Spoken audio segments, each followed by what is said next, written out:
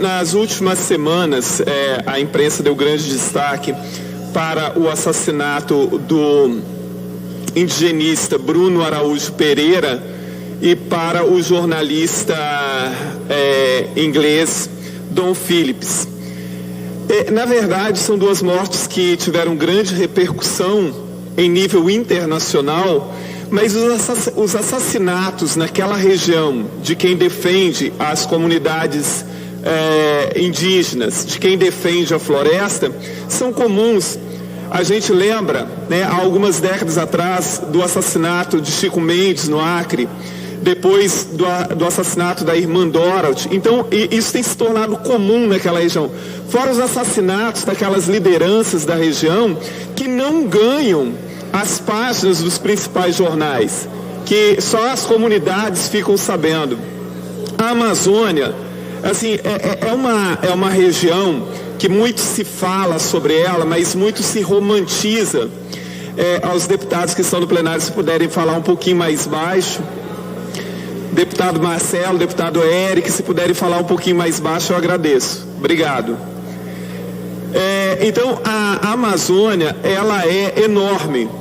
E ela tem uma potencialidade, todo mundo sabe disso, ela tem uma potencialidade biológica gigantesca e em grande parte desconhecida. Hoje, grande parte da Amazônia e o que pode se fazer com ela sequer é conhecido, deputado Marcelo. Porque o investimento em pesquisa no Brasil sempre foi muito baixo, não é uma questão apenas desse governo. A Amazônia sempre foi uma região relegada. No passado, principalmente na época dos militares, houve um grande incentivo para a colonização da Amazônia. E o objetivo ali era derrubar a floresta. Então, vamos derrubar para ocupar e para garantir a ocupação. Hoje se sabe, hoje não, há muito tempo que se sabe que a Amazônia não é uma região adepta, ou melhor, uma região ideal para a prática da agricultura e que existem várias outras formas de gerar riqueza, de gerar emprego, de gerar renda sem a destruição da floresta. Há muitos anos, 2 pesquisadores do Pará fizeram uma pesquisa e eles diziam o seguinte, que a principal questão, e hoje é uma ideia compartilhada por vários pesquisadores, a Amazônia precisa de um mapeamento agroambiental. Então, deveria se mapear adequadamente a Amazônia para saber quais áreas poderiam ser destinadas ao extrativismo, quais áreas poderiam ser destinadas à agricultura, quais áreas poderiam ser destinadas à pecuária, de tal forma que pudesse se aproveitar adequadamente dentro das normas e das exigências ambientais que aquela região necessita. As pessoas ainda não entenderam que a destruição da Amazônia, ela tem um reflexo imenso em todo o Brasil e em parte do mundo. Boa parte das chuvas que caem no Sudeste, e aí eu falo com a autoridade do deputado Danilo, porque eu sou professor de geografia, grande parte das chuvas que caem no Centro-Oeste, no Centro-Sul do país, elas são ocasionadas graças às massas de umidades formadas na Amazônia.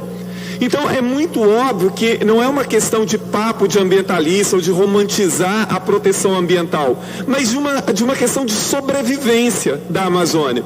E eu fico pensando, na década de 80, o governo brasileiro criou o CIVAM, o Sistema de Vigilância da Amazônia, que era um sistema moderníssimo, baseado em satélites, etc., de informação e de conhecimento. Um dos sistemas mais modernos do mundo de vigilância de uma determinada região. Custou os tubos isso. Na época foi projetado em $2 bilhões, mas acabou custando muito mais. E eu fico pensando, o que se deu do CIVAM?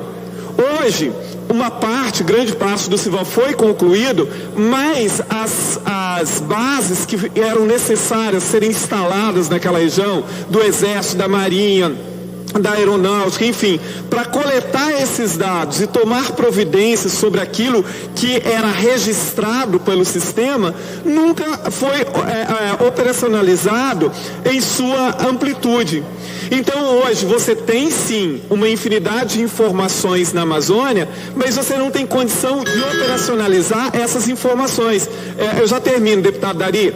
Então, por exemplo, o sistema detecta onde tem queimada, onde tem derrubada ilegal, mas cadê a mão mão de obra, cadê a polícia, cadê toda a infraestrutura para combater efetivamente isso? Assim como a vigilância das fronteiras.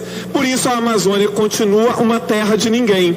Então ali se mistura o narcotráfico, o tráfico de animais, pesca ilegal, ocupação ilegal, grilagem de terra e por aí vai. E essas questões vão continuar ocorrendo, porque a Amazônia continua sendo uma região abandonada pelo poder central brasileiro. Muito obrigado, deputado Ari.